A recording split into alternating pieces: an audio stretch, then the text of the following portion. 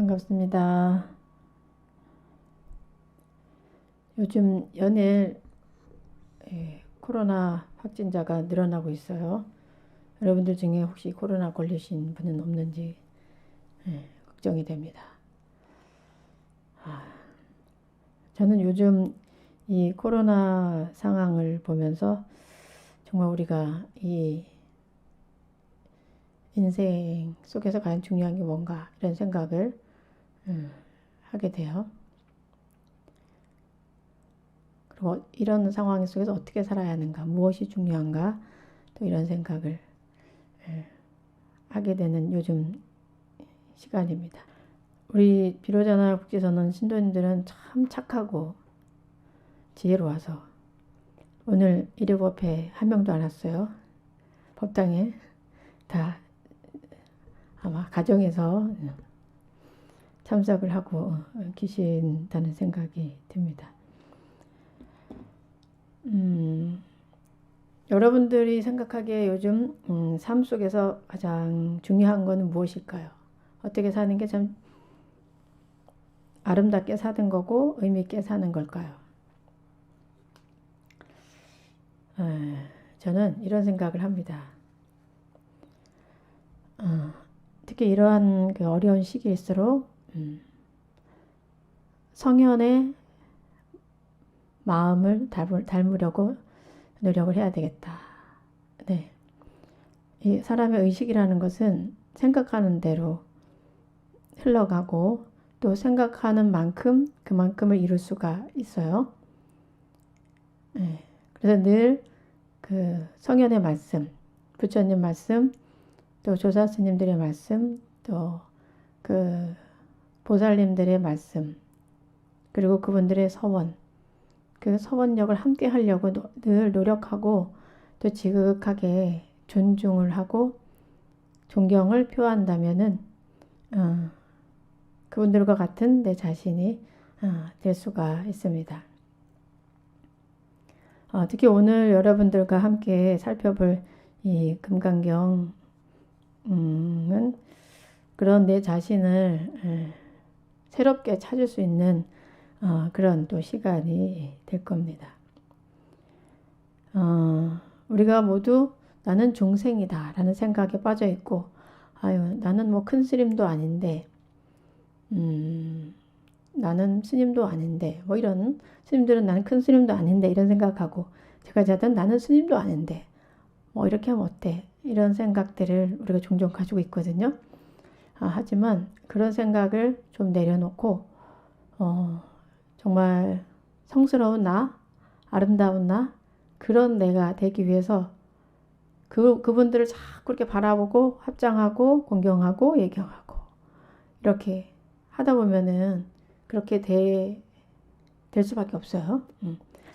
그래서 그런 나를 찾는 오늘 시간, 그런 시간이 오늘 됐으면 합니다.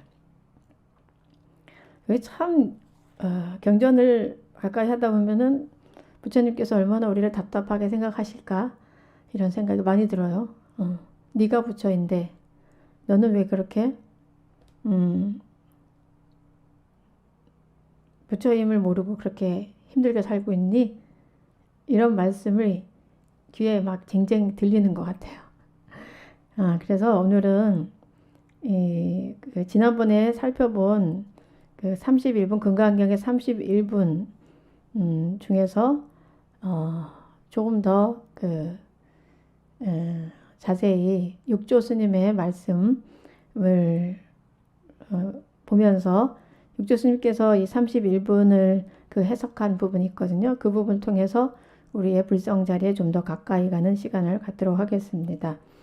그래서 527쪽 금강경 31분 함께 독송을 하고 시작하겠습니다.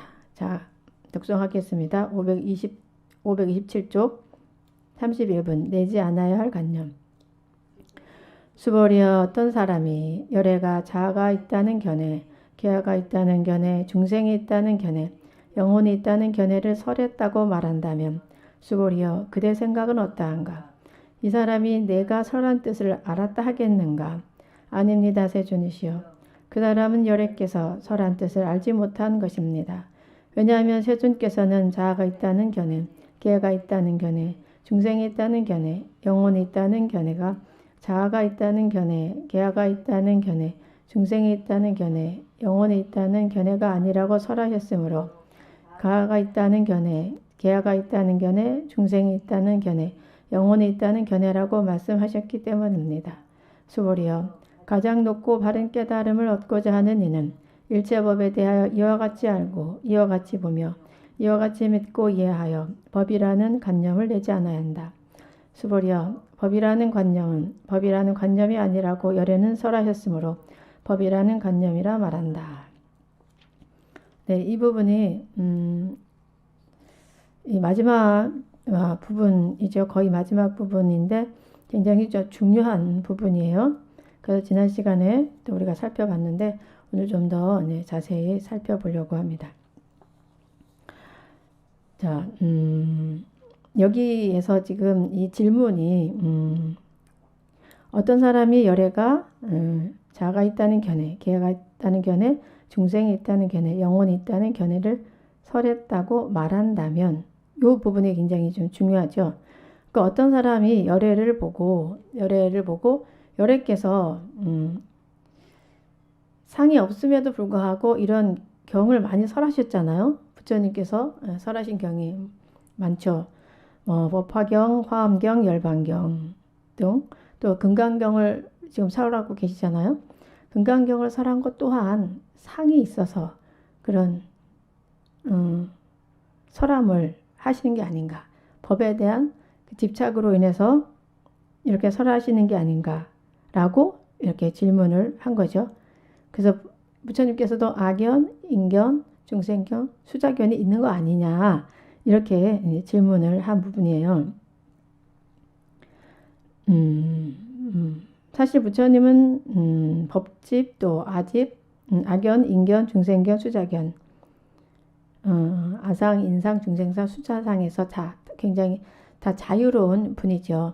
그런데 우리가 봤을 때 중생의 견해를 봤을 때 그 사견과 사상이 없음에도 불구하고 부처님께서 금강경을 설함은 법에 대한 상이 있어서 그러신 거 아니냐라고 누군가 질문을 할 수가 있다라는 거죠. 예. 그 부분에 대한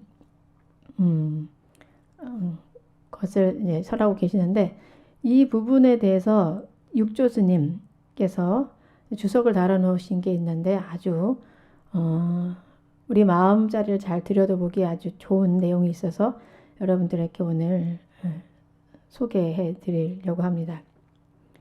육조 스님께서는요. 육조 스님은 여러분들 아시죠? 달마 스님의 법을 이어서 마지막으로 이으신 분이죠. 달마를 초조로 해서 그 다음에 해가 스님을 비롯해서 5조 홍인에 이르기까지 그 다음에 5조 홍인 선사가 법을 전수한 분이 육조 해능이세요. 그래서 육조 해능 스님이 이런 말씀하셨어요. 중생에게 악견, 인견, 중생견, 수자견이 있듯이 부처에게도 악견, 인견, 중생견, 수자견이 있다라고 주석을 달아놓으셨거든요. 그 주석 내용에 보면 이렇게 돼 있어요. 열애가 이 경을 설하시어 모든 중생이 반야지혜를 스스로 깨달아 스스로 닦게 하셨는데 범부들이 부처님의 뜻을 이해하지 못하고서 열애가 악견, 인견, 중생견, 수자견을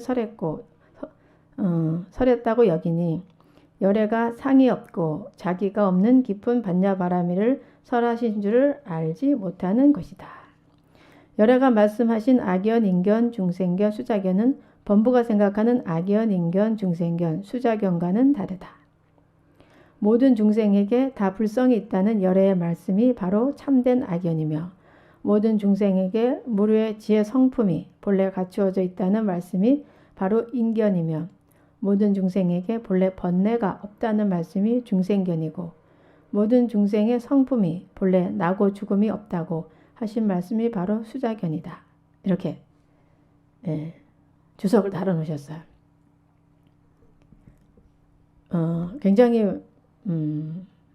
멋지면서도 아주 심오한 말씀이죠. 자, 그래서 그 부처님의 악연, 인견, 중생견, 수자견에 대해서 좀 살펴보면서 우리의 본성 자리를 좀 찾아가는 그런 시간을 갖겠습니다. 자, 여기서 악연, 부처님의 악연이죠. 모든 중생에게 다 불성이 있다는 열의 말씀이 바로 참된 악연인 거죠. 네. 일체 모든 중생이 그 반야지혜인 불성을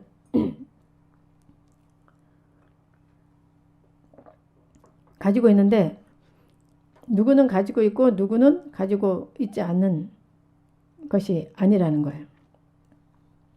보편적으로 다 가지고 있다는 거죠. 자, 이런 스님, 불성을 가지고 있습니까? 예, 있습니다. 다음 스님은 가지고 있습니까? 네. 느낍니까? 나의 불성을 느낍니까? 예. 자, 우리 이런 스님은 느끼고 있다고 했어요. 그 반야지혜인 불성 자리, 부처님 자리인 그 불성 자리를 느껴야죠. 네. 느끼는 사람은 부처님과 같은 사람이니까 얼마나 마음이 자유롭고 행복하겠어요. 그래서 이것을 느끼고 싶으면은 자꾸 부처님을 자꾸 바라보고 부처님의 경전을 읽으면서 자꾸 합장을 해야 돼. 부처님 감사합니다. 저도 부처님처럼 되도록 노력하겠습니다. 가피를 주십시오. 이렇게. 그렇게 하면은 자연스럽게, 아주 자연스럽게 가피가 와요. 좀 느껴보신 분도 있을 수 있죠. 물론 그 가피가 욕심을 채우려는 가피는 좀 안 되지만 이 나의 지혜를 넓히려고 하는 가피는 지혜를 넓히고 마음을 자비롭게 하려고 하는 그 가피는 내가 부처님께 예경한 만큼 내가 부처님을 믿은 만큼 나의 불성자리를 믿는 만큼 열려요. 그게 아주 신기합니다. 그래서 모든 중생들은 다 반야지혜인 불성을 다 가지고 있다는 거예요. 이게 부처님이 생각하는 부처님의 악연이라는 거예요. 육조스님께서 보신 육조스님은 깨달음을 얻으신 분이고 깨달음을 얻으신 분의 직연으로 주석을 다루신 내용인 거예요. 그런데 우리 사람만 이렇게 불성을 가지고 있는 게 아니라 천지 허공도 조금도 천지 허공에도 불성이 비어있는 자리가 없다. 다 원만 구족되어 있다. 이렇게 말씀을 하셔요. 네. 그리고 우리 인간뿐만 아니라 모든 존재들이 공덕성과 복덕성을 본래 갖추고 있다. 공덕성과 복덕성. 공덕성과 복덕성 또한 우리가 어떻게 마음을 쓰느냐에 따라서 다 나오는 거죠. 마음 한 자리를 어떻게 쓰느냐. 예를 들면 서울에는 가끔 그 앰뷸런스 소리가 많이 들려요.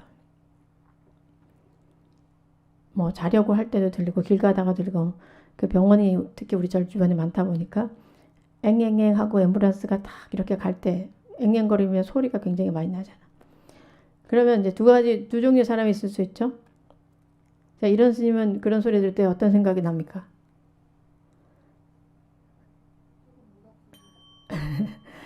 우리 이런 스님은 무섭습니다. 다문 스님은 어떤 생각이 들어요?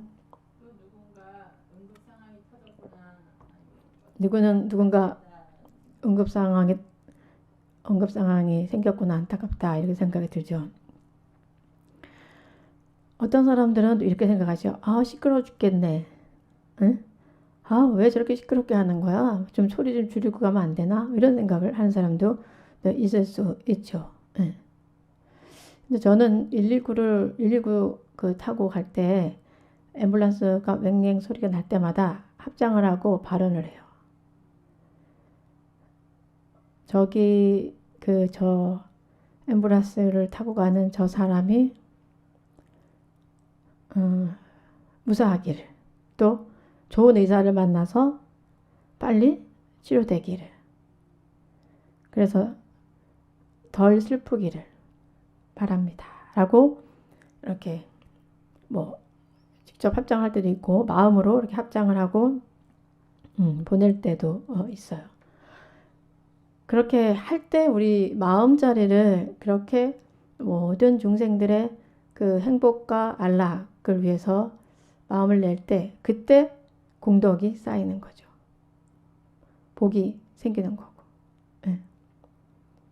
묘하게도 그렇게 마음을 쓸 때 내가 그렇게 할 때 나의 마음이 좀 더 넓어지고 좀 자비로워지고 또 어떤 일이 생겨도 그래 그럴 수 있지 라는 그런 마음을 낼 수 있는 그런 마음자리가 생겨요. 네. 근데 이것은 이런 마음을 내는 것은 누구나 할 수 있는 거죠. 네. 다만 어떻게 마음을 내야 될지 모를 뿐인 거지. 우리가 불성을 가지고 있는데 반야지인 불성을 가지고 있음에도 불구하고 어떻게 하는 게 부처님처럼 하는 걸까? 어떻게 하면 나의 불성자리가 꽃피게 하는 걸까? 모르고 있는 거죠. 근데 이런 마음자리를 가르쳐주고 있는 게 바로 경전인 거예요. 그래서 경전을 가까이 해야 부처님을 우리가 더 느낄 수 있고 부처님을 느껴야 내 부처를 느낄 수가 있는 거예요. 부처님이 어떻게 마음자리를 어떻게 썼다는 거를 볼 때 아 맞아 나도 그렇게 해야지 하고 마음의 길을 만들 수가 있는 거예요. 그 마음의 길이라는 것은 언어를 통해서 우리가 알 수가 있어요. 언어를 통해서 법문을 듣는다거나 뭐 글을 읽는다 다 이건 언어를 통한 길이잖아요. 그러니까 그 언어를 내가 이해하는 만큼 나의 세상이 넓어지고 나의 마음도 넓어지는 거죠. 네. 그래서 이 부처님의 악연을 가져야 되겠죠. 우리가 그죠? 중생의 악연이 아닌 부처님 악연을 가지려면은 자꾸 그 부처님의 경전을 자꾸 읽고 부처님을 자꾸 명호를 자꾸 부르고 자꾸 부처님 명호를 부르다 보면은 나도 모르게 그 경지가 조금씩 이렇게 체화가 되게 되는데 그래서 사실 그 신라 시대 때 원효스님이 나무아미타불 관세음보살을 북을 치면서 다니면서 사람들한테 했잖아요. 그것이 바로 어떻게 하면 굉장한 보살행이면서도 굉장한 애국인 거죠. 나라의 사람들이 번뇌가 없이 괴로움 없이 부처님 명호를 부름으로써 부처님 명호와 자꾸 가까이 하다 보면 자기의 불성을 조금씩 깨우칠 수 있게 되니까 그래서 옛날부터 노는 입에 연불 한다 이런 말도 있잖아요. 시간 나는 대로 자꾸 이렇게 연불을 해요. 부처님 명호를 자꾸 불러라. 그게 굉장한 말이거든요. 우리는 시간만 나면 뭐 해요? 요즘 핸드폰하고 뭐 이런저런 거 남의 이야기잖아. 다 남의 이야기. 검색할 때 핸드폰에 나오는 어떤 그 SNS에 나오는 올라오는 것들이 다 남의 이야기인데 그 남의 이야기는 다 나에게 번뇌가 되죠. 예. 많은 경우 없죠. 법문이 아닌 이상은 거기에 시간을 다 쓰고 있다는 거죠. 예. 그래서 요즘 시대 이런 시대야말로 정신을 바짝 차려야 돼요. 너무 그 정보의 홍수 시대이기 때문에 내가 어떤 정보를 나한테 넣느냐에 따라서 내가 형성이 돼요. 예. 그래서 잘 선택을 해야지 됩니다. 자, 그런데 우리 중생의 이제 악연은 어때요? 중생의 악연은 몸뚱이를 나라고 생각하죠. 우리 중생은 몸뚱이가 나라고 생각을 하고 또 이 내가 느끼는 어떤 감정 이것들이 나라고 생각하고 그래서 거기에 많은 집착을 하게 되죠. 아르마리로. 그렇기 때문에 우리가 이 중생들이 허망한 것에 집착을 하기 때문에 괴로울 수밖에 없는 거예요. 허망한 거. 내 몸이라는 것은 언젠가 사라질 것이고 영원한 것이 아니고 내가 생각하는 내 마음이라는 것 또한 다 인연에 의해서 생겨지는 그런 마음자리일 뿐이지 이 그 실체가 있는 영원한 그런 마음이 아니라는 거죠. 그것을 자꾸 부여잡고 사니까 괴로울 수밖에 없는 거예요. 그래서 나라고 하는 그 상, 자아라고 하는 그 견해 자체가 부처님의 그 견해와 중생의 견해가 굉장히 다른 거죠. 그래서 중생들은 계속 생사의 바다에 흘러다닐 수밖에 없어. 매일매일 생사 바다를 헤매죠. 마음 한 자리 일어나는 게 생여, 마음 한 자리 사라지는 게 살아. 그러잖아요. 맨날 생각이 뭐가 일어나죠. 아, 저 사람 나빠. 나를 안 좋아해. 왜 나를 미워하는 거야. 뭐 이런 혼자의 그런 생각들을 나라는 것이 있기 때문에 나에 집착을 한 그런 생각들, 견해들이 올라오게 되는 겁니다. 하지만 이 부처님의 견해, 악연, 부처님의 악연은 바로 일체 모든 그 중생이 반야지엔 불성을 다 갖추고 있다. 내가 불성을 갖추고 있다. 이 견해를 갖는 것이 이제 부처님의 악연이다. 이렇게 볼 수가 있습니다. 자, 그 다음에 인견. 인견은 뭐냐면 모든 중생에게 무료의 지혜 성품이 본래 갖추어져 있다는 말씀. 모든 중생이 그 무료의 지혜 성품. 자, 우리가 무루라는 얘기를 하잖아요. 무루 할 때 이 그 루자가 셀루자예요. 셀루자. 그럼 셈이 없다는 거잖아요. 세는 것이 없는 그런 지혜. 우리가 지혜를 갖추고 있는데 이게 세는 지혜가 아니야. 항상 그득 차 있는 그런 지혜. 그런 지혜를 모두가 다 갖추고 있다. 근데 이 지혜는 아주 우주에 꽉 차 있어가지고 써도 사라지지가 않는다. 끊임없이 나온다. 이 반야의 지혜가 온 우주에 이제 가득 차 있다. 이렇게 보는 것이 이제 인견인 거예요. 그래서 우리 그 반야의 지혜 그 성품을 쓸 때 이 반야의 지혜 성품을 이렇게 씀에 있어서 한량이 없다는 거죠. 한량이 없이 계속 나온다. 이것이 이제 인견이에요. 그래서 끝이 없는 무량한 지혜의 성품을 중생 스스로가 본래 티끌만큼도 부족함이 없이 다 갖추고 있다. 무량한 지혜 성품을 우리가 다 갖추고 있다는 거예요. 그런 견해를 갖는 것. 이게 이제 부처님의 인견인 거죠. 자, 그런데 이제 우리 중생의 인견은 이제 어떠한가? 중생은 나와 너를 구분하죠. 이 반야지혜의 그 무루한 그 반야지혜를 갖추고 있는 성품 자리에 너와 나의 그 분별이 없지만 이 인견, 우리가 중생이 쓰는 인견에서는 너와 나의 분별이 있어. 그리고 나는 나고 너는 너다. 그래서 뭐랄까 거기에 매여가지고 항상 아르마리를 내고 있죠. 그리고 특히 이제 요즘은 이런 사람들 있죠. 나는 사람이고 그 밖은 그 자연이다. 그러니까 나는 사람인데 내가 자연을 그냥 함부로 막 써도 된다. 이렇게 생각하는 거예요. 나만 소중하다. 이렇게 생각을 하죠.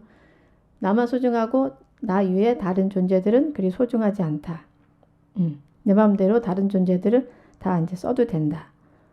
이런 어떤 생각을 우리가 오랫동안 가지고 있었기 때문에 그 자연을 막 파괴하고 다른 생명들을 막 죽이고 어떤 동물들조차도 내가 함부로 해도 되는 그런 존재인 것처럼 이렇게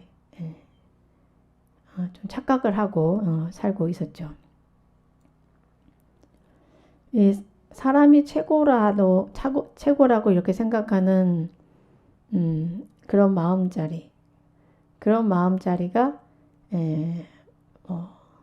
인견이라고 볼 수가 있죠. 나만 최고고 다른 사람들은 또 다른 존재들은 그냥 나를 위해서 존재하는 한다. 이렇게 이분법적인 그런 생각을 갖는 거.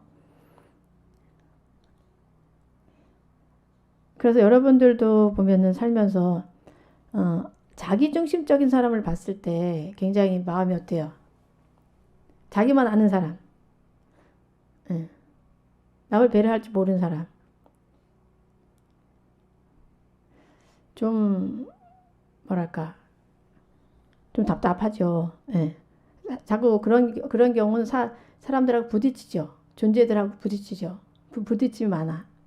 특히 이 인견이 있는 사람들이 많이 부딪혀요. 남들하고. 너와 나를 구분하기 때문에. 이건 네 일이고 이게 내 일이고 뭐 그런 걸 구분을 한다거나 너는 짐승이고 나는 사람이니까 너가 나를 위해 존재해야지. 예, 뭐 이렇게 한다거나 예, 그렇게 하면 부딪힘이 많아. 부딪힘이 많으면 그만큼 삶이 조화롭지 못하고 또 행복하지 못한 그런 삶을 사는데 이 부처님의 그 인견을 가지고 있다면 모든 존재들이 그 무료한 반야지혜를 다 모두가 갖추고 있다. 그렇게 보면은 모든 존재들을 다 소중히 할 수 있는 그런 마음 상태가 될 수 있다는 거죠. 자, 그 다음에 이제 중생견. 중생경은 모든 중생에게 본래 번뇌가 없다는 말씀이에요. 우리는 뭐 중생이니까 난 그걸 못해라는 그런 생각을 가지고 있죠. 어떤 한계를 스스로에게 한계를 주죠. 하지만 이 부처님의 견해에서는 모든 그 중생은 본래로 번뇌가 없다. 그리고 업식도 없다. 결국은 그 부처님과 같다. 모두가 다 부처다. 이렇게 그 보고 있는 거예요. 근데 우리 이제 중생들은 그 중생견에 빠져 있어가지고 나는 뭐 중생이니까 나는 번뇌로 가득 차 있다. 예. 스스로를 이렇게 생각하는 그 경우도 또 있고 우리가 서로 잘 도우면서 살아야 되고 모든 일들이 내가 다 잘해서 하는 게 아니잖아요. 모든 존재들이 다 이렇게 도와주기 때문에 나란 존재가 있는 거란 말이죠. 근데 나 혼자 잘났다고 생각하는 거지. 그래서 뭐 잘하면은 내가 잘나서 잘한 거고 못하면 남 때문에 못한 거고 저 사람 때문에 내가 못했다. 그런 중생견들을 우리가 가지고 있죠. 그래서 이 본뇌가 없는 자리, 원래 번뇌가 없다. 그러니까 여러분들이 살면서 번뇌가 막 들끓을 때, 번뇌 때문에 막 괴로울 때, 그때도 이 그 번뇌가 없는 그 자리를 자꾸 보려고 노력을 해요. 이 번뇌라는 것은 허망한 거다. 그냥 인연에 의해서 생긴 것 뿐이다. 그리고 그 실체를, 번뇌 없는 자리를 자꾸 보셔야 돼. 사실 이게 안 돼서 사람들이 괴롭거든요. 어떤 뭐 감정적인 일이 생겼을 때 누군가 나를 비난했다. 비난해서 내가 기분이 나빠. 막 그 사람에 대한 분노와 미움이 막 올라와. 그럴 때 이것이 왜 이런 게 올라왔느냐를 봐야 되겠죠? 그런 분노와 미움이 막 올라오는 건 도대체 왜 그럴까? 이건 인연 화합된 것일 뿐이잖아요. 원래는 고요한 마음자리였는데 그 사람이 나를 비난했단 말이죠. 그러니까 비난하는 것을 내가 들었기 때문에 그걸 내가 받아들였기 때문에 또 받아들여서 내가 아상이 없다면 상이 없다면 뭐 그냥 그러려니 하고 할 텐데 내가 상이 있기 때문에 아상 나라는 그 존재 나는 존중받아야 되고 나는 항상 칭찬받아야 되고 라는 그런 상이 있기 때문에 그 사람이 막 미운 거지. 너가 나를 공격해? 이렇게.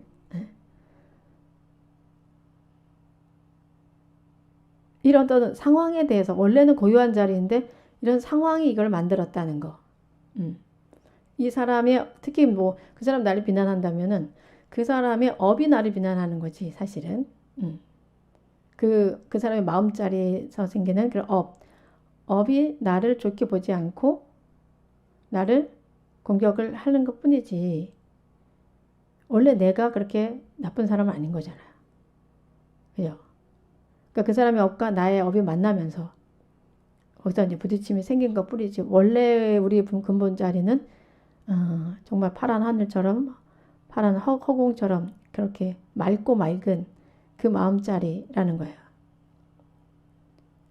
네. 이거를 관해야 돼. 이게 바로 반야의 지혜예요. 그거를 볼 수 있어야 되는 거죠. 어떤 상황이 생겼을 때. 대부분은 그 감정에 빠져가지고 그냥 그 사람을 미워하고 원망하고 이렇게 하고 있지만 그게 어떻게 해서 그런 게 왜 생겼는지 그 근본 자리만 보기만 해도 그 마음이 뭐 완전히 사라지기는 좀 어려울 수 있지만 많이 좀 한 90%는 사라질 수가 있고 또 자기 감정을 컨트롤할 수가 있는 능력이 나와요. 대부분 그게 내가 일어나는 그 감정 자체가 실제한다고 생각하고 그것이 전부라고 생각하기 때문에 그대로 어떤 액션이 나가는 거죠. 말을 험악하게 한다거나 아니면 행동을 막 험악하게 한다거나 그렇게 하면은 또 그런 험한 행동과 말 때문에 그 다음에 업이 더 쌓이게 되고 더 두꺼운 분노가 더 쌓일 수도 있게 되는 거죠. 그런데 이 번뇌가 없다는, 원래는 번뇌는 없는 거다. 이렇게 좀 생각이라도 한번 듣기라도 했다면은 내가 번뇌가 막 일어나더라도 원래는 번뇌가 이렇게 없는 자리, 원래 나의 본성 자리에서 번뇌가 없는데 이것이 이렇게 일어났구나. 이렇게 바라볼 수 있는 힘이 생길 수가 있어요. 자, 그 다음에 이제 수자견. 수자견은 모든 부처님의 입장에서 봤을 때 모든 중생의 성품은 본래부터 타고나고 죽음이 없다고 하신 말씀.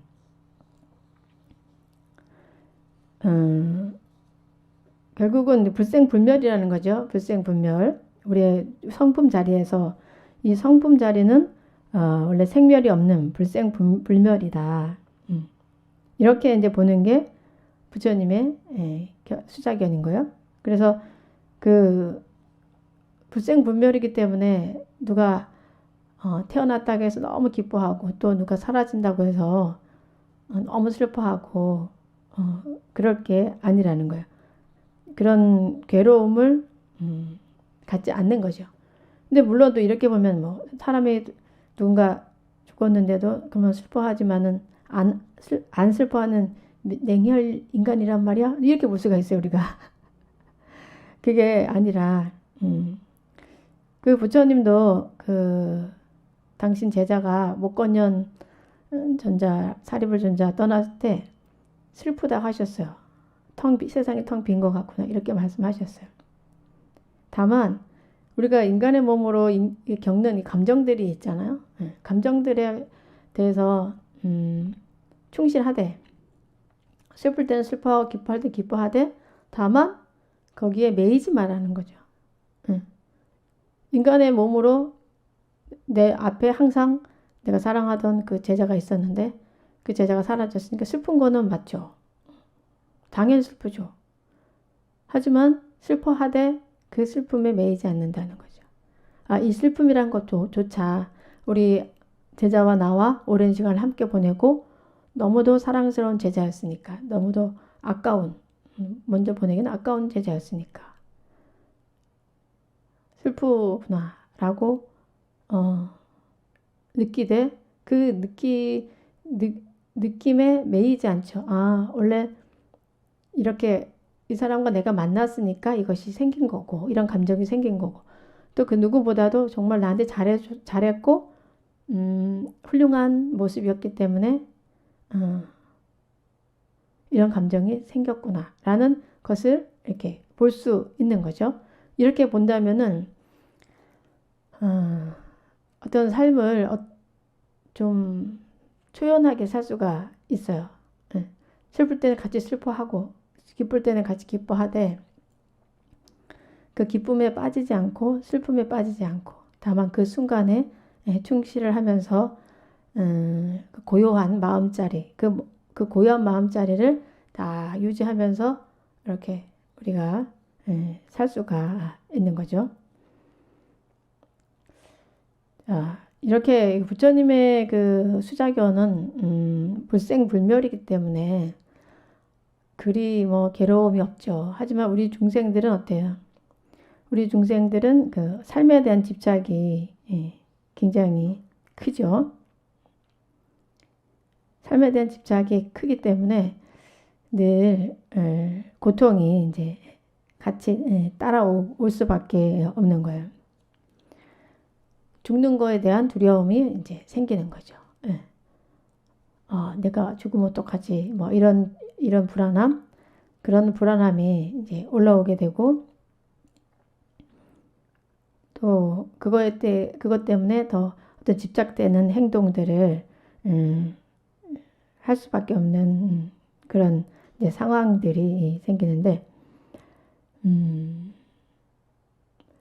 이 중생들은 그 마음이 일어나면은 또 미움으로 인해서 지옥으로 들어가는 경우가 많이 있죠.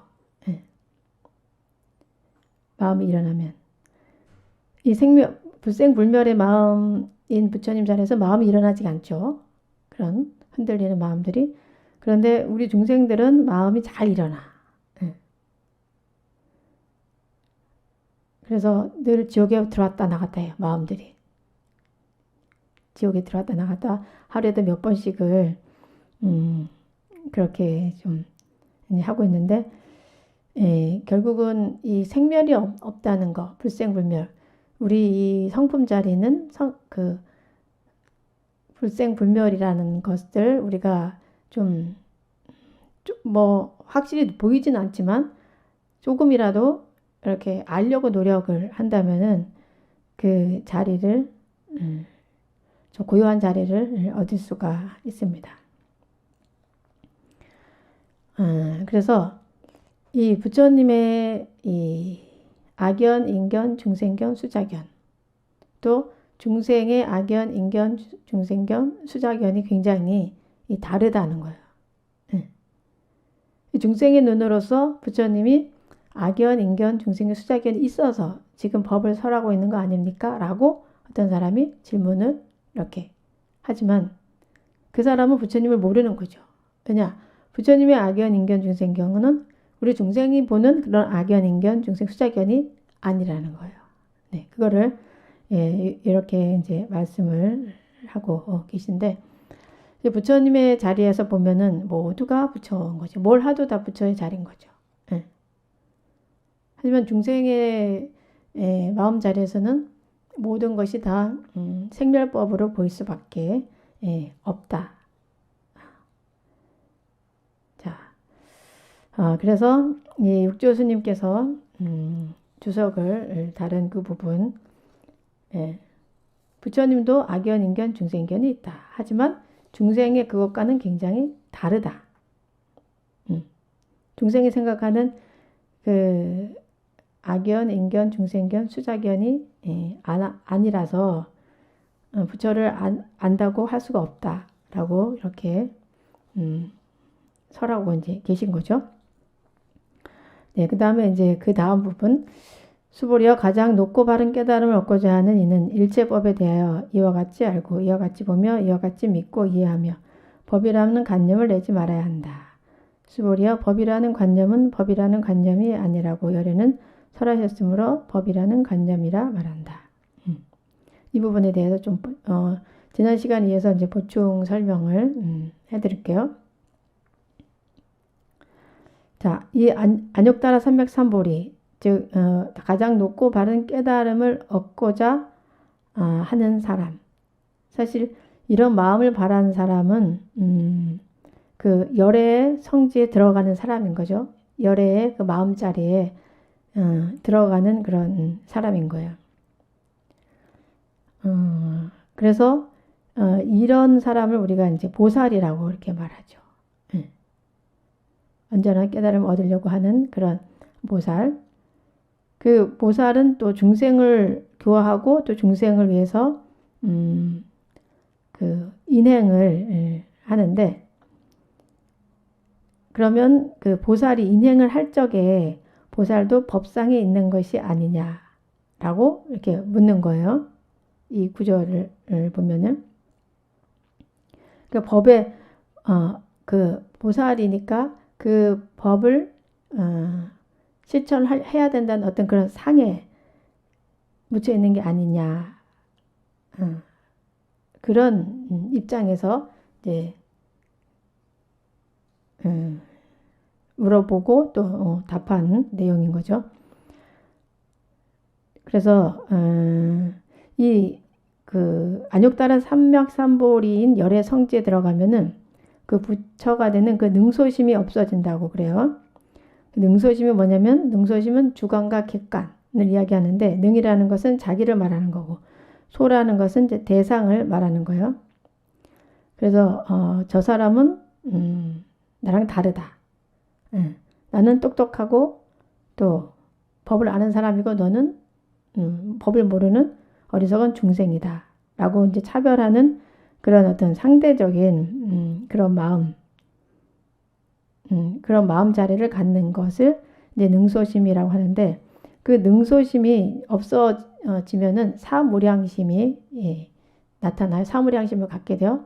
그러니까 나와 너, 나는 이런 훌륭한 일을 하고 있고 너는 이렇게 좀 어리석은 그런 사람이다라는 그런 너와 나에 대한 그런 분별, 이것이 없어지면은 그 사무량심이 이제 생기는데, 그 사무량심은 아주 지혜와 자비가 아주 가득한 그런 마음자리인 거예요. 그래서 사무량심 하면은 그 자비희사를 말할 수 있겠죠. 네, 말하죠. 보통 자비희사. 그래서 자무량심, 자무량심을 좀 설명해 드릴게요. 자무량심, 우리가 사무량심 이야기를 하면서도 사실 어떤 내용인가 잘 모르고 있는 경우가 많아요. 그래서 오늘 사무량심에 대해서도 여러분들에게 좀 설명을 드리겠습니다.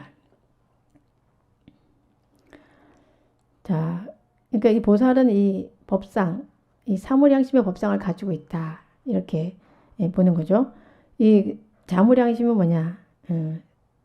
그 자자가 사랑자자예요. 사랑자. 그래서 자비, 그 사랑이 아주 무량하다, 그런 뜻이에요. 그래서 모든 중생을 다 교화하되 중생이 좋아하고 원하는 바가 있다면 보살은 중생을 위해서 기꺼이 해주는 거예요. 중생이 기뻐하고 또 즐거워하도록 기꺼이 해주는 것. 사랑하니까. 사랑하는 사람에게는 뭐든지 해주고 싶죠. 그런데 이 해주는 방법이 이 중생과 똑같이 행동하는 거예요. 중생과 똑같이. 중생이 좋아하니까 좋아하는 대로.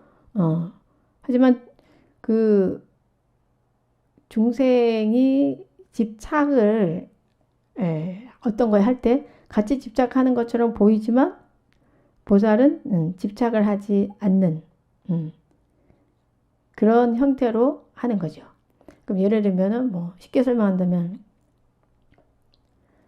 어떤 뭐 집에 그 어린 아이들이 있을 때 그 누가 어른이 아이한테 막 장난을 거면 아이가 막 싫어하잖아요. 막 싫어하면서 막 저 사람 막 때려줘 막 이렇게 하잖아. 그러면은 엄마가 같이 어떻게 저 사람 때려주잖아. 때려주면서 아유 나빠요. 그 뭐 삼촌 나빠요라고 같이 하잖아. 그 중생이 좋아하는 걸 할 뿐인 거지 진짜 그 엄마의 마음에서는 그 삼촌이 나빠서 하는 거는 아니라는 거죠. 중생이 원하는 대로 해주긴 하되 그 상태에 그 마음에 머무름 없이 생멸심 없이 한다는 거예요. 저도 가끔 아이들 하고 있을 때 아이들 좋아하는 대로 다 해주거든요. 그러다 보면 아이들이 제가 정말 친구인 줄 알아요. 아이들을 행복하게 해주기 위해서 같이 놀고 막 이렇게 하면은 애들이 와 스님 같이 놀아요. 일이 막 산더미처럼 쌓여있는데 와서 스님 오늘 재밌게 놀아요. 아유 참 그럴 때는 좀 안타깝죠. 놀아주고 싶은데 내가 또 다른 일을 해야 되고 그렇습니다. 그래서 이 자무량심은 그 중생들이 원하는 거, 중생들이 좋아하는 것을 사랑으로 함께 해주는 거, 네, 그것이 이제 자무량심인데 그 보살이 능소심이 없어지면은 이런 자무량심이 그대로 이렇게 드러나서 누구를 보든지 그 사람들이 원하는 것을 해주고 싶고 행복하게 해주고 싶고 그 마음이 그냥 나오는 거죠. 근데 이것은 뭐 의식적으로 해서 나오는 게 아니라 이 마음자리가 사실 이렇게 돼야 능소심이 없는 그 마음자리가 돼야 자연스러운 이 자비의 사랑의 행이 나오는 거라는 거예요. 이거 억지로가 되는 거랑 좀 다른 부분이죠. 그래서 억지로 할 경우는 항상 상이 생기죠. 내가 이렇게 베풀었는데 너한테 이렇게 해줬는데 너는 안 해주냐?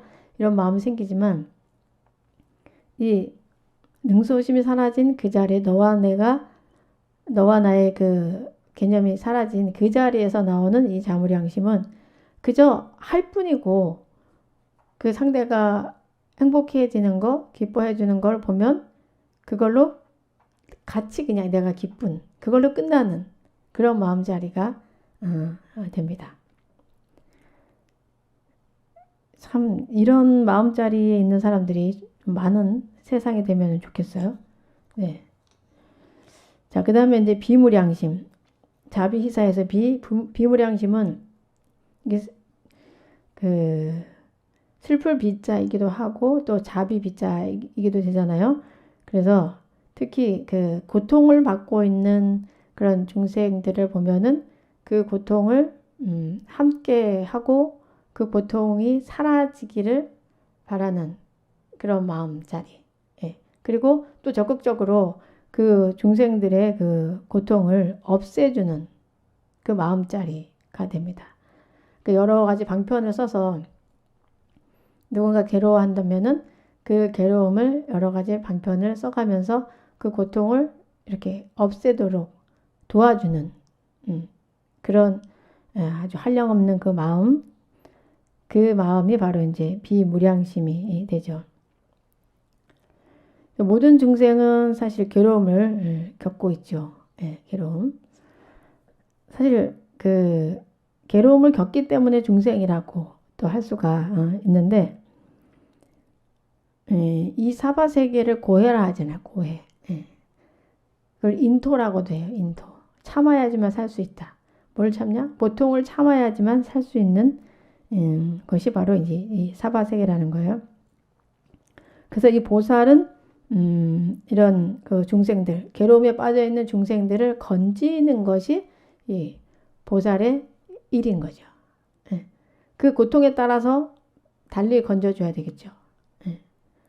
결국은 그 고통에서 벗어나게 해주는 것은 어떻게 벗어나게 해줄 수 있냐면은 반야지혜를 얻게 함으로써 우리가 고통에서 벗어나게 해줄 수 있어요.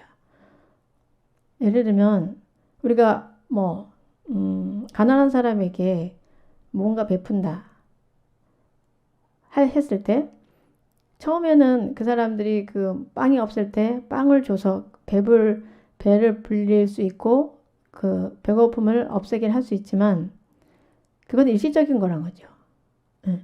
물론 우리가 가난한 사람에게 베풀어야 되지만 그 베푼 속에는 반야지를 넣어줘야 된다는 거죠. 당신이 이렇게 가난하게 살지 않으려면은 한번 이렇게 일을 해보십시오. 그죠? 이런 것들을 같이 이제 제안을 해야지 거기서 가난에서 벗어날 수 있고 마음이 괴로운 사람들에게 그 고통의 원인을 보게 하는 거죠. 고통의 원인을 보게 하고 그 원인을 스스로가 좀 파악해서 없앨 수 있는 그런 지혜를 사실은 나눠 주어야지 이 비무량심을 제대로 우리가 실천할 수가 있는 거예요. 그냥 무조건 중생들에게 중생 원하는 거를 다 이렇게 주기만 해서는 이게 끝이 나지가 않죠. 예. 하염없이 달라가죠. 지혜를 증득하지 않으면은 끊임없이 그렇게 돼요. 제가 지난번에도 한번 말씀드린 적이 있는데 우리 절에 어떤 거린이 와서 쌀을 달라고 해서 제가 쌀을 그날 따라 쌀이 좀 많고 해서 20kg를 준 적이 있어요. 거린이 왔으니 내가 저 사람 우리가 지금 현재 쌀이 많으니까 쌀을 베풀면 저 사람이 참 행복하겠지. 주위에 가서 잘 나눠 먹겠지. 해서 쌀을 20kg 준 적이 있는데 그 다음에 한 2주 있다가 다시 그 사람이 왔는데 그때는 내가 쌀이 없어가지고 조금 줬어요. 3kg짜리 조그만 걸 줬어요. 그랬더니 이 사람이 저한테 막 소리를 지르면서 아니 이걸 어떻게 먹고 살아라고 이거밖에 안 주냐고. 그래서 제가 그때 깜짝 놀랐죠. 내가 잘못했구나. 이 사람의 마음에 그릇을 봐가면서 줘야 되는데 너무만 줬더니 이 사람이 거지 근성이 더 커졌구나. 네. 그런 거가 생기기 때문에 우리가 남을 도움에 있어서도 굉장히 조심해서 도와야 돼요. 네. 참 돕는다는 게 그렇게 이제 쉽지가 않습니다. 그래서 우리 관세음 보살님이 중생을 위해서 하는 일이 발고열악이라 하죠. 발고열악. 고통을 빼준다는 거죠. 고통을 빼주고 즐거움을 준다. 예. 바로 그것이 이제 보살의 행인 거죠. 이 보살의 순수한 이런 마음이 나오려면은 뭐가 돼야 된다고 했어요? 능소심이 먼저 없어져야 되는 거예요. 예. 나와 너란 그 분별심, 너와 내가 하나로 연결되었다는 거. 특히 이제 연기법을 좀 몸에 체득이 돼야지만 될 수 있고 또 우리 모두가 정말 불성을 가진 소중한 존재라는 거. 반야지혜를 갖춘 그런 불성을 가진 소중한 존재라는 것을 확실하게 알고 할 때 저 사람도 또한 나와 똑같은 불성을 가진 존재인데 저렇게 살고 있구나. 그러면 내가 도와야 되겠다. 그러니까 내가 나를 돕는 마음으로 돕게 되는 거죠. 내가 너를 돕는 게 아니라 내가 나를 돕는 그런 마음으로. 그래서 비무량심. 그 중생들이 겪고 있는 그 괴로움을 없애주는 그런 한량없는 마음이에요. 그 다음 희무량심. 희무량심은 이제 함께 기뻐하는 그 마음인데 그 기쁨 중에서도 무엇이 가장 기쁘냐면은 중생이 괴로움에서 벗어날 때, 네. 중생이 그 괴로움에서 벗어나서 반야지혜를 증득할 때, 그것을 아주 기뻐하는 거죠. 그 마음이 누구라도 이렇게 조금 괴로움에서 벗어나 그 사람이 그러면 막 너무너무 막 환희로워지는 거죠. 내가 저 사람 이렇게 도와줘서 저 사람이 기뻐 고통에서 벗어났네 이 정도가 아니라 그냥 그 자체로 그 사람이 행복해지는 그 자체 반야지혜를 조금이라도 얻어가지고 고통에서 벗어나는 그 자체를 함께 아주 굉장히 기뻐하는 그런 크게 한량없이 기뻐하는 그런 이제 마음을 갖게 된다는 거예요. 결국은 이제 그 법의 기쁨이죠. 법의 기쁨. 나의 법의 기쁨이자 다른 사람의 기쁨인 거죠. 그 보살은 그 마음자리에서 법을 보기 때문에 법을 느끼기 때문에 진리를 그대로 느끼기 때문에 그 진리 자체를 보면 기쁘지 않을 수가 없어요. 여러분들이 그 나의 불성자리를 조금 느끼고 나면 다른 사람을 보잖아요. 사람을 보면은 그냥 옛날엔 그냥 사람이네 누가 왔네 이런데 그게 아니라 그 불성자리 그 사람한테 그 불성자리도 같이 보이기 때문에 막 기뻐지는 거죠. 야, 저 사람에게도 부처님의 성품이 저렇게 있구나. 저 사람의 부처님의 상품이 저렇게 또 작용하는구나 해서 아주 막 환희심이 많이 나게 되죠. 그런 경지를 이 보살은 갖게 된다는 거예요. 특히 능소심이 없을 때. 그래서 희무량심을 갖게 되는 거예요. 항상 기쁜 마음. 그 다음에 사무량심. 사무량심에서 이 사자가 버릴 사자예요. 버릴 사자. 자, 이것은 모든 중생은 다 부처이기 때문에 평등하다. 그렇기 때문에 친한 사람, 친하지 않은 사람, 또는 귀한 사람, 천한 사람 등을 상대적으로 분별하지 않는 그런 마음 상태가 되는 거죠. 어떤 분별을 다 버린 자리가 되는 거예요. 사무량심에서는. 너는 나랑 친하니까 떡 하나 주고 너는 나랑 친하지 않으니까 안 준다. 이런 마음자리가 아니라 그냥 모든 존재들 그 자체를 동등하게 보는 거죠. 동등하게. 아, 너도 부처, 너도 부처. 이렇게. 나랑 친하든 안 하든 모두가 다 부처이구나. 그래서 이 마음자리에서 그냥 평등한 마음자리, 예, 그런 마음자리가 되죠. 근데 이 중생들은 그 어리석어가지고 참 그게 어려워요. 항상 친소가 있고 분별이 있죠. 그 분별 속에서 많은 고통들이 만들어집니다. 뭐 예를 들면 어떤 모임이 있는데 나 친한 친구랑만 어디를 가기로 했어요. 근데 어떤 다른 친구가 그거를 알고 쫓아왔어. 이 친한 친구하고만 시간을 보내고 싶은데 이 친구가 왔어. 그럼 좀 기분이 안 좋죠.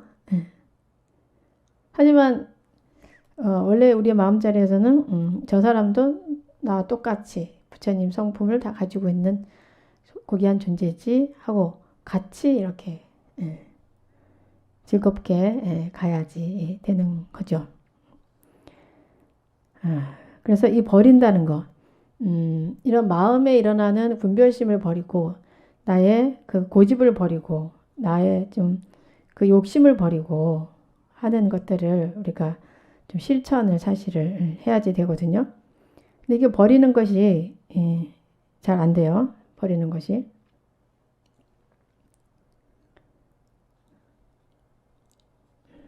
그걸 기쁘게 버려야 돼요. 기쁘게. 내 번뇌를 버리고 또 집착을 버리고 어리석음을 버리고 나의 그 중생 업식을 버려야 되는 거예요. 이 사무량심이 되려면. 친소.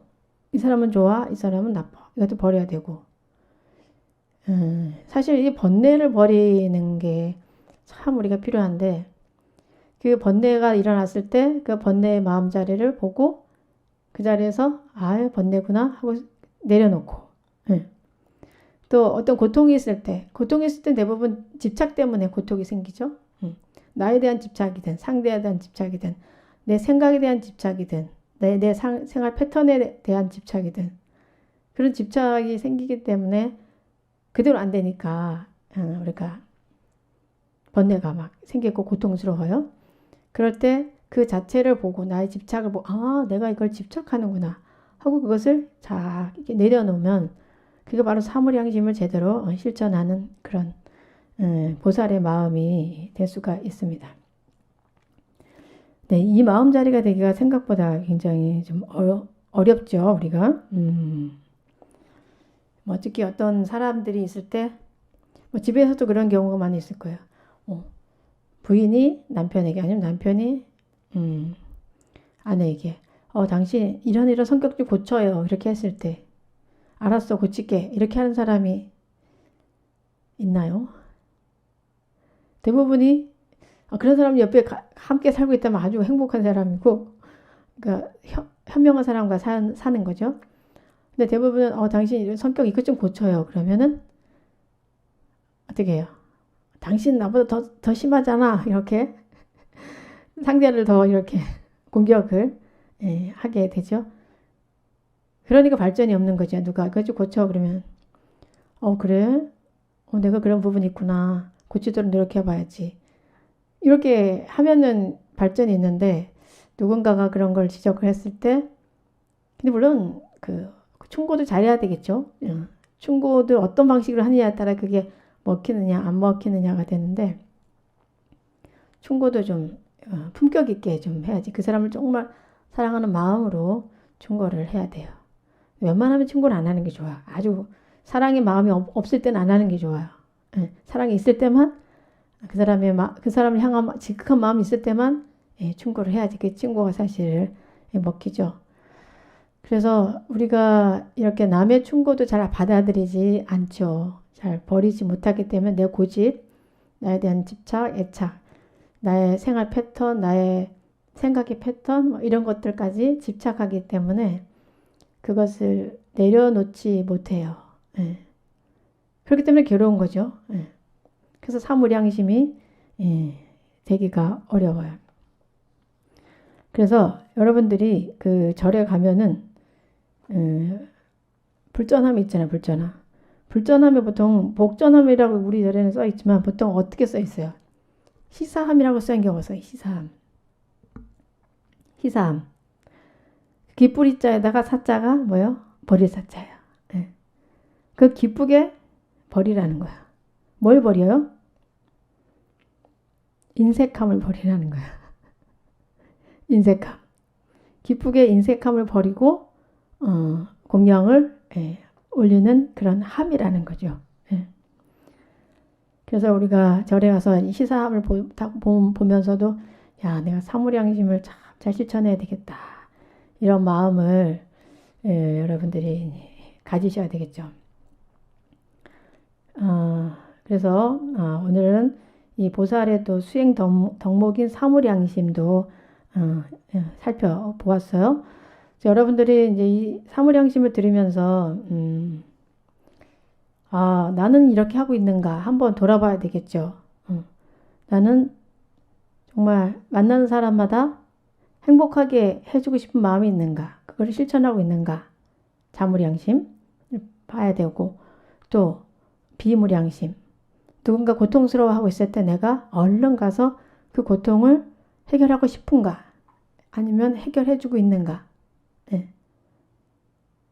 그런 내 자신을 들여다봐야 되고, 희무량심, 주변 사람들이 부처님을 만나서 기뻐하고 조금씩 좋아질 때 내가 정말 환희롭게 기뻐하고 있는가, 내 주변 사람들이 잘 될 때 정말 내가 온전히 기뻐하고 있는가 또 보셔야 되고, 또 사무량심, 모든 사람들을 평등하게 대하고 있는가, 친소를 두어서 사람들을 구분하고 그렇게 하고 있지는 않는가, 또 버림, 나의 집착과 번뇌 이런 어리석음을 버리는 수행을 내가 순간순간 하고 있는가, 이것을 돌아봐야 되겠죠. 네. 우리가 이 탐진치를 보고 사실 탐진치를 자꾸 버리는 연습을 해야 되는데 탐진치를 버리는 게 아니라 탐진치를 부리고 싶어 하죠, 우리는. 더 좋은 차, 더 좋은 집, 뭐 이렇게 좀 더 뭔가를 더 가지려고 하는데 이 탐욕의 끝은 파멸이잖아요. 어느 정도 우리가 삶에 있어서 필요한 것이 있어야 되겠지만 그 탐심과 진심과 그 치심, 그 욕심과 성냄과 어리석음을 끝까지 부릴 때, 끝까지 부릴 때는 내가 파괴돼요. 네. 뭐 주변에서 여러분들 그런 경험을 많이 보셨을 거예요. 그래서 특히 저는 이 사무량심 실천을 좀 많이 했으면 좋겠다. 이 사무량심 언제든지 실천할 수 있는 거예요. 언제든지. 왜냐면 내 속에 항상 탐욕이 올라오고 분노가 올라오고 어리석음이 올라오기 때문에 그것을 자꾸 내리는 연습들, 그 연습들을 늘 할 수가 있죠. 뭐 자무량심 같은 경우는 우리가 어떤 다른 존재들을 이렇게 만나서 해주고 또 하지만 이 사무량심을 제대로 실천하면은 자무량심 또 비무량심, 이 희무량심이 자동적으로 더 커지고 더 증폭이 되거든요. 그래서 여러분들 삶 속에서 늘 내 속에 일어나는 것들, 이런 것들이 사실 나를 망치고 있죠. 지나친 욕심, 또 지나친 성냄, 또 지나친 그런 어리석음들이 나뿐만 아니라 함께 사는 사람들까지 괴롭혀요. 이것이. 사실 근데 그런 눈이 없어요, 우리가. 그냥 나의 욕심을 부리고 또 나의 어리석음을 부리고 나의 그 성냄을 부릴 뿐이지 나로 인해서 우리 집안이 막 힘들어지고 있구나. 내가 한번 성내서 우리 식구들이 이렇게 힘들어하는구나. 뭐 엄마 아빠가 힘들어하는구나. 아니 우리 아이들이 힘들어하는구나. 이런 개념이 별로 없기 때문에 지금 많은 사람들이 힘들게 살고 있죠. 그래서 특히 저는 여러분들이 이 사물양심 구분짓지 않는 마음, 네. 너와 나를 너무 구분짓지 않고 뭐 친소를 구분짓지 않고 또 이런 탐진치를 부리는 게 아니라 탐진치를 버리는 이런 실천을 좀 많이 하면은 바로 그것이 보살의 길로 가는 지름길이자 이 보살의 실천을 많이 해야 사실 깨달음이 가까워지는 거예요. 이게 도리가 그렇거든요. 보살의 실천, 보살의 그 헌신과 봉사 또 그 법에 대한 실천을 많이 해야지만 깨달음이 가까워지고 이 세계가 넓어지는 거지. 그걸 하지 않고는 깨달음이라는 것은 아주 요원한 멀고도 먼 그런 길이 될 수밖에 없습니다. 자, 그래서 이 사물양심을 보살의 그 법상이라고 봤는데, 그러니까 이 법상이라고 할 바가 사실 없는 거죠. 이 법상도 중생이 보는 법상과 이 보살이 부처가 느끼는 법상은 굉장한 이제 차이가 있다는 거예요. 네. 그래서 이를 법상이라 지칭한다 할지라도 법상이라는 말도 옳지 않다라고 부처님께서 지금 설하고 계시죠. 그래서 마지막에 이렇게 말씀하셨어요. 수보리야 말한 바 법상이란 열애가 설하되 곧 법상이 아니고 그 이름이 법상이니라 라고 마무리를 지으셨어요. 자, 오늘은 좀 굉장히 중요한 그런 부분이기 때문에 31분이 여러분들에게 그 부처님이 가지고 계시는 그 사견, 육조 스님의 주석에 의한 그 사견을 좀 살펴봤고요. 그리고 그 보살이 능소심이 사라진 그 자리에서 나오는 사무량심의 마음 상태, 어떤 것이 진정한 사무량심인가를 우리가 살펴봤어요. 오늘 이 법회를 통해서 저는 여러분들이 우리 각자가 얼마나 위대한 존재인가, 얼마나 소중한 존재인가, 얼마나 성스러운 존재인가를 다시 좀 되새기는 그런 시간이 되면은 좋겠습니다. 부처님처럼 우린 성스러운 존재이며 모든 그런 그 공덕을 다 갖춘 멋진 존재임에도 불구하고 그것을 모르기 때문에 많은 실수를 범하고 또 괴롭게 살고 있습니다. 나뿐만 아니라 많은 사람들이 그렇죠. 하지만 여러분들이 오늘 이 일요 마음행복법회를 통해서 나도 부처님처럼 멋진 존재야. 예. 내 마음 한 자리를 어떻게 쓰느냐에 따라서 중생을 위한 마음을 쓰느냐 아니면 내 개인의 욕심을 채우기 위한 마음을 쓰느냐에 따라서 나는 부처도 되고 중생도 되는 거야. 이왕이면은 나도 성현들처럼 정말 성스러운 그런 마음자리를 쓰자라고 좀 다짐하는 그런 오늘이 되면은 좋겠습니다. 오늘 특히 법문을 들으신 분들은 참 복이 많으신 분이라는 생각이 듭니다. 네, 우리 또 자비아님이 우리는 모두 성스러운 존재, 소중한 존재 올려놓으셨는데 이 글을 읽으면서도 내가 막 행복해져요. 아유, 우리 부처님은 이렇게 우리에게 우리가 얼마나 소중한 존재임을, 우리가 얼마나 성스러운 존재임을 또 멋진 존재임을 늘 가르쳐주고 있잖아요. 그래서 부처님 경전을 읽으면 읽을수록 행복해져요. 네. 그리고 내 자신에 대해서 내가 이렇게 귀한 존재구나라는 것들을 좀 더 알게 되는 그런 또 가피를 갖게 됩니다. 많은 분들이 정말 우리가 얼마나 멋진 존재임을 알게 된다면은 이 세상이 더 아름다운 그런 세상이 되겠죠. 이번 주도 모두 행복하시고 건강하시기 바랍니다. 마치겠습니다.